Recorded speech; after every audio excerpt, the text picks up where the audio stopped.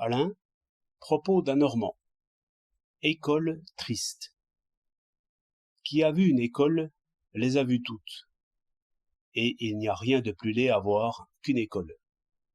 Vieille, elle peut plaire par les coups de pied qui ont laissé leurs traces au mur, et par l'empreinte des petits doigts sur les portes. Neuve, elle est sinistre. Les murs de la classe ont ce vernis de propreté hygiénique, qui fait penser tout de suite à certains réduits de nos grandes gares. Pour reposer les yeux, et pour évoquer la nature absente, on a pendu au mur des cartes et des tableaux qu'on n'imaginera jamais aussi laids qu'ils sont, si on ne les a pas vus. Le lieu dit de récréation est en vérité plus triste à considérer que la classe.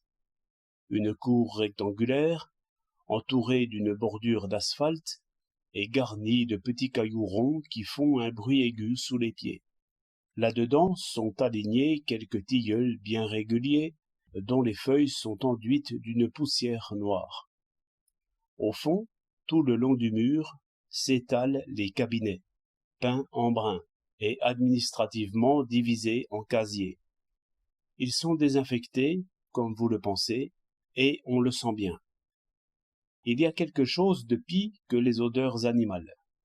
C'est l'odeur des désinfectants. En haut, heureusement, le ciel comme il est, gris ou bleu.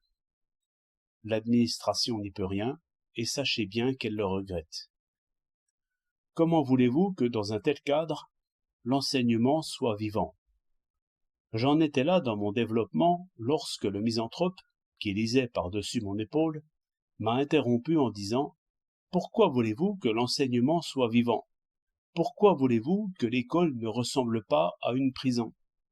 La principale fonction de l'homme civilisé, c'est de faire avec résignation des choses ennuyeuses. Et ce n'est pas difficile si l'on commence très jeune. Mais si les enfants ne s'ennuyaient pas à l'école, la vie leur semblerait trop dure quand ils en sortiraient. 8 mars 1907